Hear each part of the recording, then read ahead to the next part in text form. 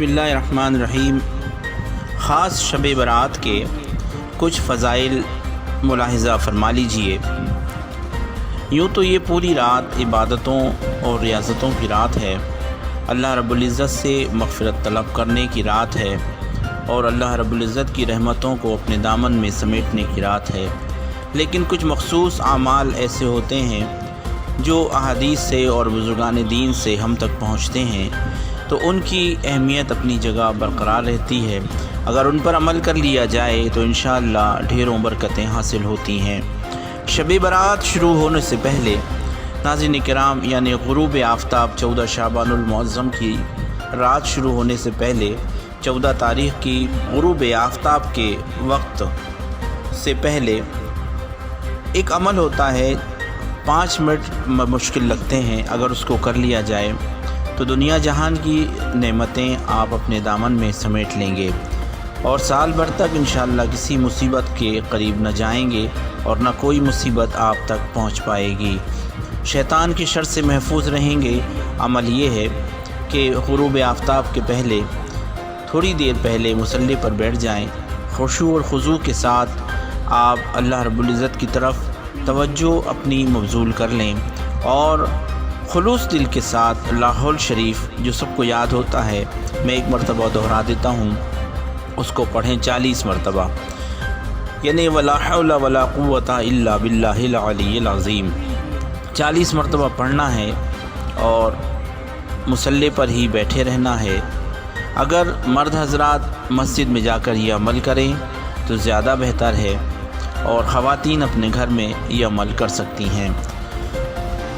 اور جب جیسے ہی مغرب کی اذان ہو جائے اس کے بعد مغرب کی نماز پڑھیے، باجماعت نماز پڑھیے مرد حضرات، اور خواتین اپنے گھر میں ادا کر لیں، پھر مصلی سے نہ اٹھیں اور نوافل ادا سنتیں ادا کرنے کے بعد 6 رکعت نمازوں کا، مخصوص نمازوں کا اہتمام کر لیں۔ اگر ان 6 رکعتوں کا بھی آپ نے اہتمام کر لیا تو انشاءاللہ ہزاروں لاکھوں برکتیں آپ کی زندگی میں داخل ہو جائیں گی۔ مخصوص عمل ہے 6 رکعتوں کا۔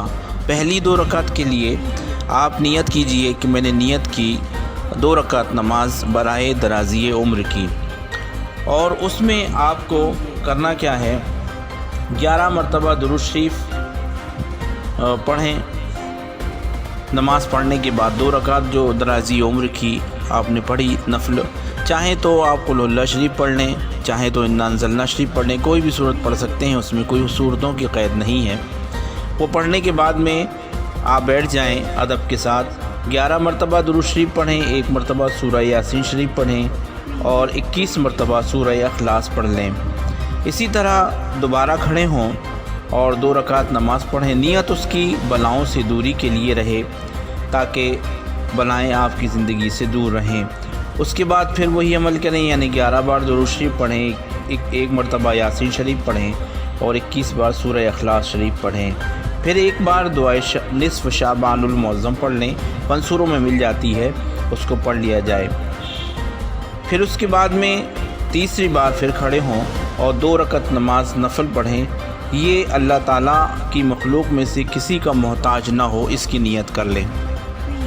اس کے بعد اسی طرح سے درود شریف، یاسین شریف اور قل هو اللہ شریف پڑھیں۔ پھر اسی طرح درود شریف 11 بار، سورہ اخلاص 21 بار اور سورہ یاسین شریف 1 مرتبہ پڑھ کر دعا کریں۔